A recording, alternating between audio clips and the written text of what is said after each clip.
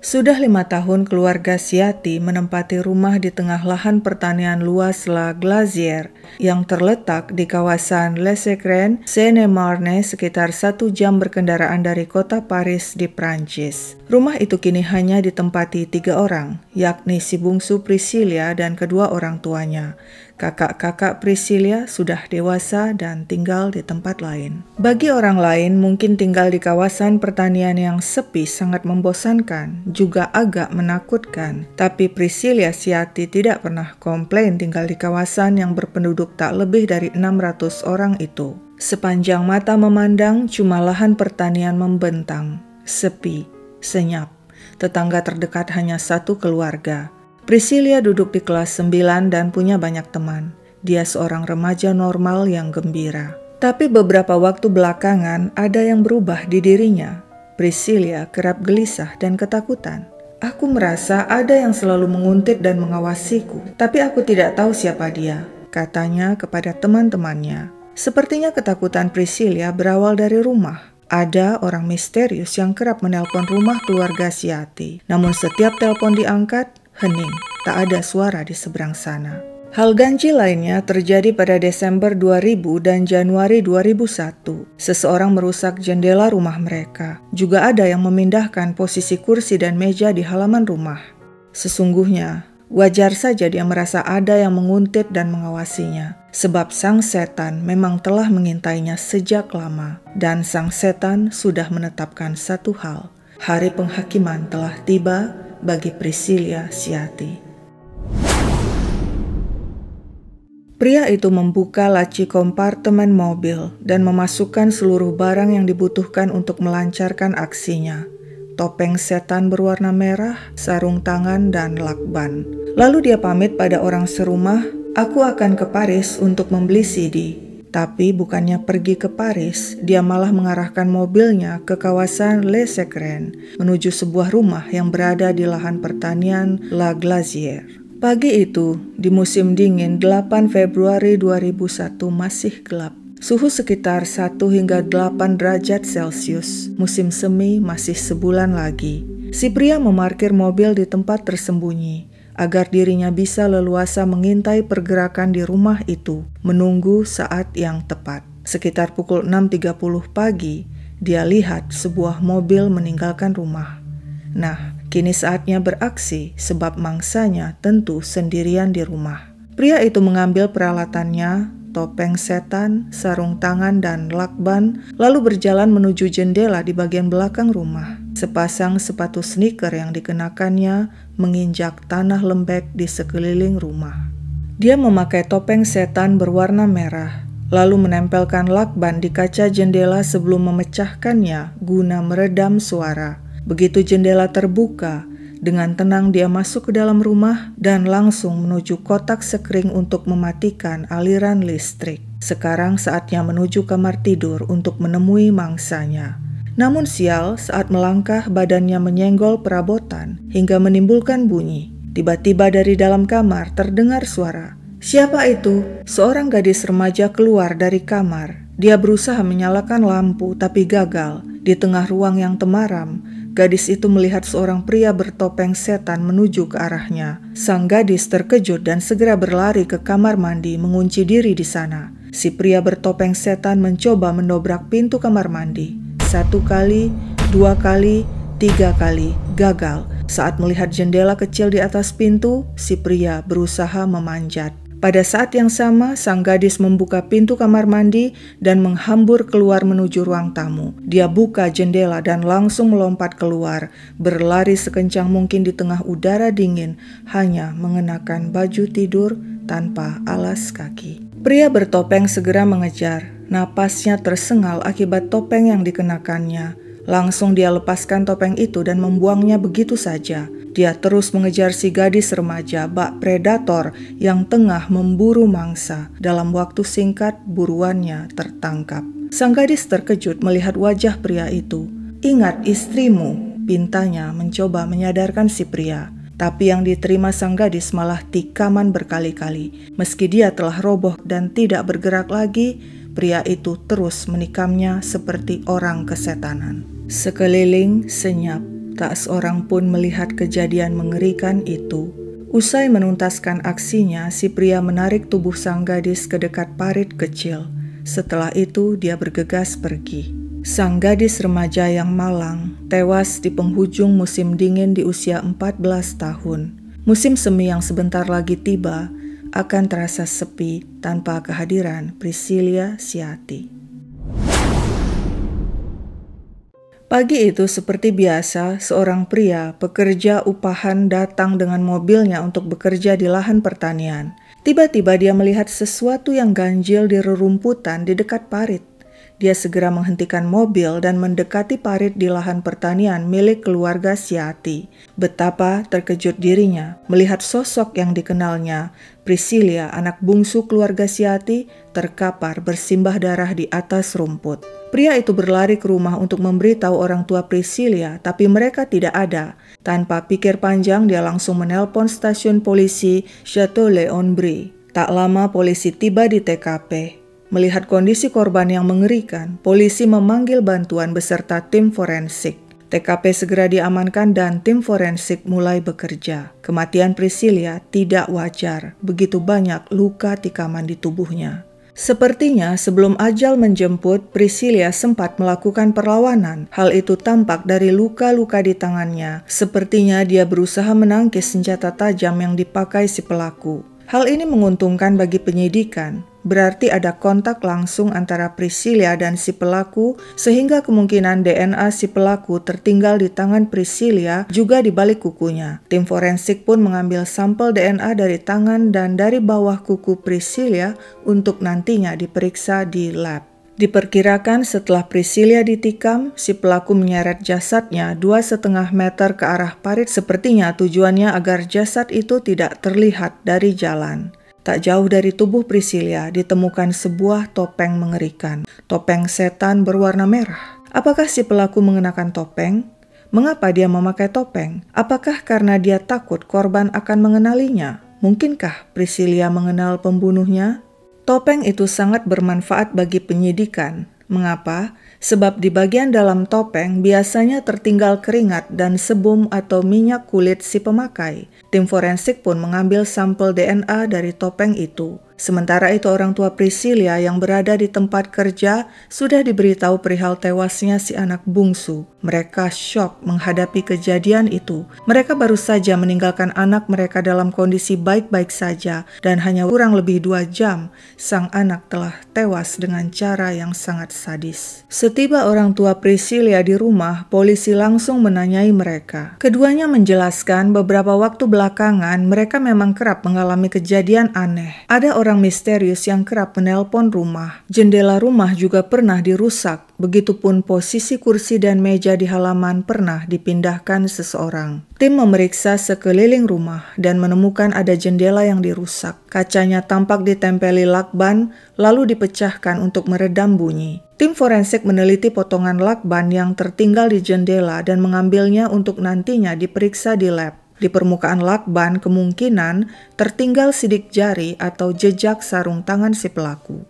Kondisi sekeliling rumah cukup menguntungkan sebab tanah lembek sehingga jejak sepatu si pelaku tercetak di tanah dekat jendela. Tim forensik memfoto dan mencetak jejak sepatu itu untuk diteliti lebih lanjut. Sepertinya setelah masuk lewat jendela, si pelaku langsung menuju kotak sekring untuk mematikan aliran listrik. Hal itu terlihat dari jejak sepatu penuh tanah yang tertinggal di lantai dekat jendela hingga lokasi kotak sekring. Tampaknya si pelaku cukup mengenali keadaan rumah keluarga Ciati. Jejak sepatu kemudian menuju kamar Priscilia. Polisi menemukan bekas dobrakan di pintu kamar mandi. Kemungkinan Priscilia berlindung di dalam kamar mandi dan si pelaku berusaha mendobrak masuk. Terakhir, polisi menyimpulkan Priscilia berhasil keluar dari kamar mandi lalu berlari dengan melompat lewat jendela depan tanpa persiapan apapun. Hal itu tampak dari jasadnya yang ditemukan hanya mengenakan baju tidur dan tanpa alas kaki, padahal suhu di luar saat itu cukup dingin. Menurut perkiraan polisi, pembunuhan terjadi antara pukul 6.30 pagi setelah orang tua Priscilia berangkat kerja hingga pukul 8 pagi saat jasad ditemukan seorang pekerja pertanian. Sehari setelah kejadian pada 9 Februari 2001, otopsi dilakukan di Institut Forensik di Paris. Total 60 luka ditemukan di jasad itu.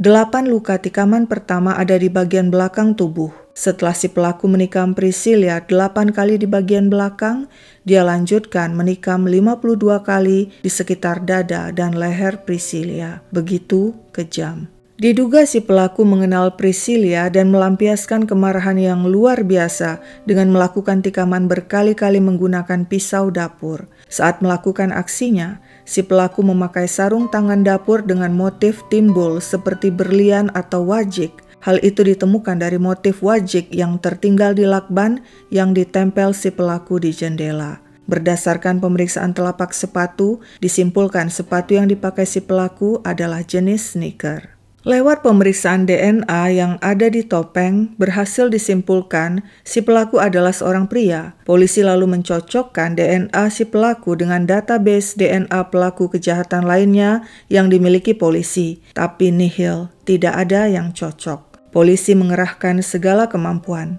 30 petugas diterjunkan di TKP untuk menyisir lahan pertanian yang luas. Helikopter juga ikut memantau situasi dari atas. Polisi bertanya-tanya, apakah mungkin orang tua Priscilla terlibat dengan kematian anaknya? Tapi tak mungkin sebab menurut informasi, hubungan Priscilla dan orang tuanya harmonis. Lalu bagaimana dengan teman-teman Priscilla di sekolah?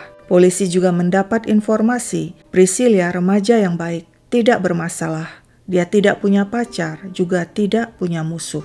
Bagaimana dengan tetangga? Keluarga Siati memiliki satu tetangga. Tetangga itu adalah Pak Sutri berusia 50-an yang memiliki anak, seorang pemuda berusia 18 tahun. Polisi pun mendatangi rumah Pak Sutri itu. Mereka bilang tidak mendengar apa-apa saat kejadian. Ternyata hubungan si tetangga dan keluarga Siati tidak baik. Mereka pernah berselisih. "Boleh kami memeriksa rumah kalian?" tanya polisi. Pak Sutri itu mengizinkan. Saat itu polisi melihat mesin cuci sedang bekerja dan ada 2 tetes darah di bak cuci. Agak mencurigakan. Ketika polisi memeriksa kamar tidur sang anak, dinding tampak dipenuhi poster gotik yang menyeramkan. Sang anak juga mengoleksi sejumlah senjata tajam. Sepertinya sang anak juga sangat menyukai video game dan memiliki setumpuk koleksi video game. Dia juga mengoleksi figurin atau miniatur berbagai karakter termasuk karakter setan. Polisi curiga sebab setahu mereka si pelaku memakai topeng setan. "Di mana anak Anda? Kami ingin menanyainya," tanya polisi kepada Pak Sutri itu. "Kami tidak tahu di mana dia. Kemarin dia tidak pulang ke rumah," jawab Pak Sutri itu sambil menjelaskan anak mereka, si pemuda itu sudah bekerja. Polisi lalu mendatangi majikan si pemuda yang ternyata juga tidak tahu keberadaannya.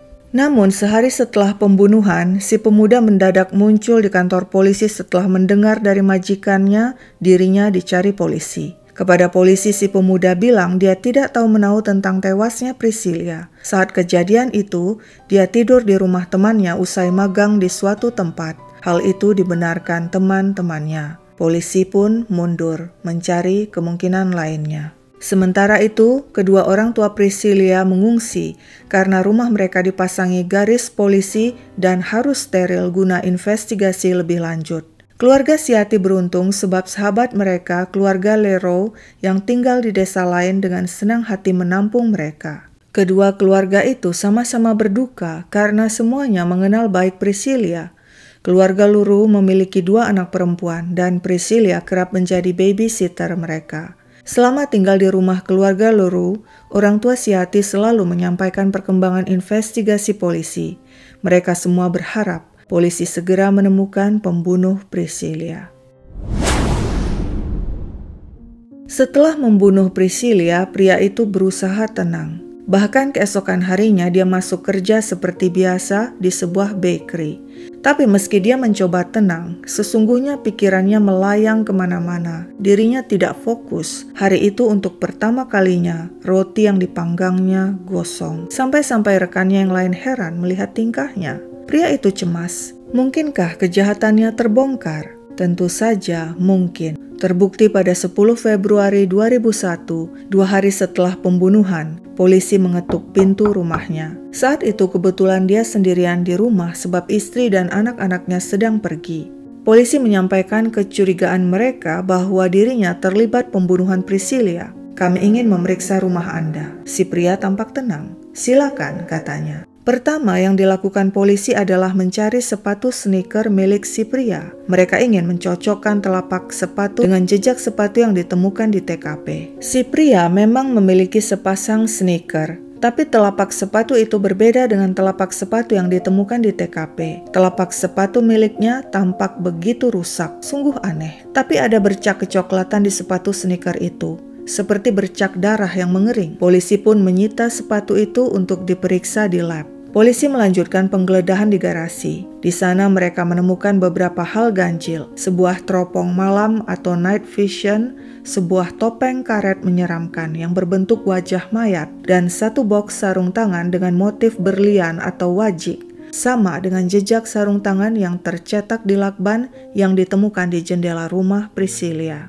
Dan yang sangat mencurigakan, dalam box hanya tinggal 9 sarung tangan. Kemana yang satunya lagi? Tentunya sudah dipakai. Terakhir, polisi menemukan alat gerinda, dan di roda gerinda banyak menempel serpihan seperti karet.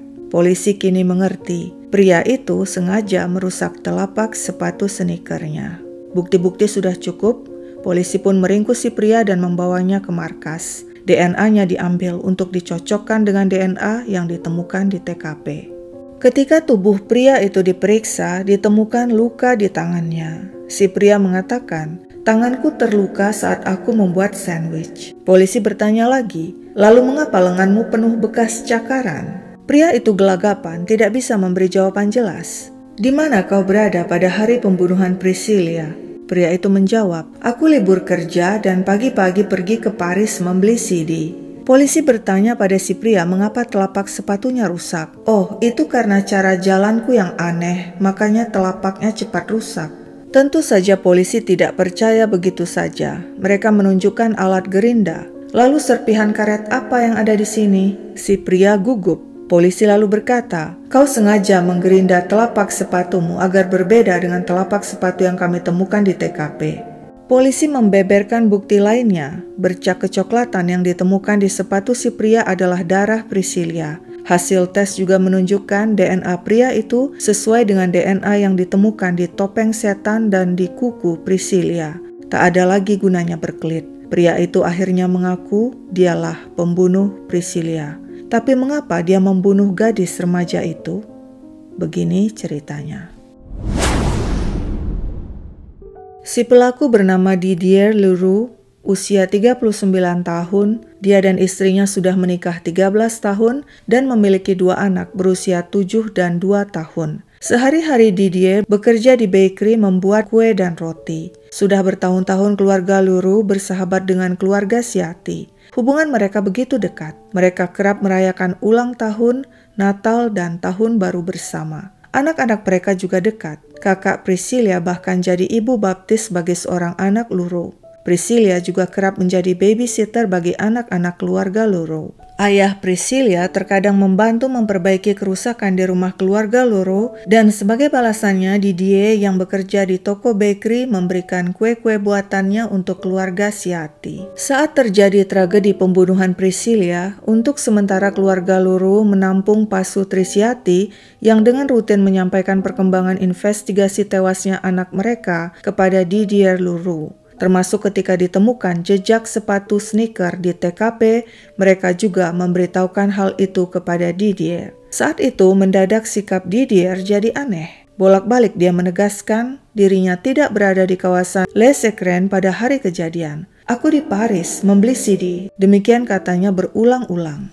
Tentu saja keluarga Ciati heran, juga curiga. Mereka tidak bertanya tentang alibi Didier, mereka bahkan tidak curiga sama sekali pada pria itu. Tapi mengapa mendadak dia seperti cemas dan menjelaskan hal yang tidak perlu dijelaskan? Karena curiga, keluarga Ciati pun melapor ke polisi dan minta agar polisi segera menginvestigasi Didier. Dan dari sinilah kemudian semuanya terbongkar. Polisi mengorek latar belakang Didier lebih lanjut. "Bagaimana hubunganmu dengan istrimu?" Menurut Didier, hubungan pernikahannya diambang kehancuran. Tak ada lagi kemesraan di antara dirinya dan sang istri. Sudah berbulan-bulan mereka tidak berhubungan intim. Didier bilang sudah berusaha menyelamatkan pernikahannya, termasuk memberikan sebuket bunga mahal bagi sang istri, tapi sang istri tetap bersikap dingin padanya. Ketika ditanya polisi, istri Didier membenarkan hubungan pernikahan mereka sudah retak. Menurut sang istri, Didier semakin berubah beberapa bulan belakangan. Suaminya itu berkali-kali bilang memiliki hubungan yang sangat dekat dengan keluarga Siati, terutama dengan si bungsu Priscilla. Entah apa maksudnya. Menurut istrinya, Didier adalah orang tertutup. Rekan-rekan sekerja Didier juga mengatakan hal yang sama. Dia adalah pekerja yang baik, namun sama sekali tidak pernah bicara tentang dirinya. Kepada polisi, Didier mengaku, "Aku jatuh cinta pada Priscilla sejak dia berusia 12 tahun. Perasaan itu dipendamnya diam-diam dan dalam-dalam, dan saat hubungannya dengan istrinya memburuk, perasaan cinta pada Priscilla yang berubah jadi obsesi semakin tidak terkendali. Didier ingin memiliki remaja itu. Dia berfantasi suatu saat akan pindah ke Kanada bersama Priscilla dan memulai hidup baru di sana." Di hari ulang tahun ke-13 Priscilla, Didier bertekad akan mengungkapkan cintanya pada remaja itu. Dia berharap Priscilla menerima cintanya. Didier Leroux pun membuat kue ulang tahun berbentuk hati bagi Priscilla. Dia yakin lewat kue berbentuk hati itu, Priscilla mengerti betapa dirinya mencintai gadis itu. Saat itu, keluarga Siati dan keluarga Leroux bersama-sama merayakan ulang tahun Priscilla. Priscilla meniup lilin dan memotong kue. Gadis itu bersikap biasa-biasa saja pada Didier. Didier kesal, marah. Apakah Priscilla tidak mengerti kue itu merupakan pernyataan cintanya? Mengapa gadis itu bersikap biasa-biasa saja padanya? Didier yakin Priscilla menyepelekan dan menolak cintanya. Didier memendam amarahnya. Hingga setahun dia menyiapkan rencana. Sikap cemburu dan posesifnya kepada Priscilla semakin menjadi-jadi. Jika dia tidak bisa memiliki Priscilla, maka tak seorang pun boleh memilikinya. Priscilla lebih baik mati daripada hidup. Dan pagi hari tanggal 8 Februari 2001, Didier pun berkali-kali menikam Priscilla yang selama ini tidak tahu bahwa Didier yang dianggapnya om memiliki obsesi gelap terhadapnya. Atas aksi brutalnya itu pada 2003, pengadilan menjatuhkan vonis penjara seumur hidup pada Didier Leroux. Dia sempat banding, namun akhirnya membatalkannya dan memilih menerima hukumannya. Sebenarnya Didier punya catatan kriminal. Pada Mei 92, 9 tahun sebelum pembunuhan Priscilla, dia pernah dihukum karena perilaku eksibisionis. Tetangganya memergoki dirinya melakukan masturbasi di depan jendela rumahnya sembari meneropong tetangga sebelah. Jadi selama ini, keluarga Siati tidak tahu bahwa sahabat mereka Didier Leroux adalah seseorang yang berbahaya dan mengerikan. Dan selama ini pula dengan tenang, mereka membiarkan anak-anak mereka, termasuk Priscilla, dekat dengan Didier. Beberapa waktu sebelum dirinya meninggal, karena merasa ketakutan ada orang yang selalu menguntitnya, Priscilla pernah bilang ke teman-temannya di sekolah, "Lihatlah, nanti kalian akan datang ke pemakamanku." Dan insting Priscilla benar, karena pada akhirnya seluruh murid ikut mengantarnya ke pemakaman, juga menanam rumpun mawar di pekarangan sekolah untuk mengenang dirinya yang pergi begitu cepat. Sekian dulu ceritaku, sampai jumpa kapan-kapan.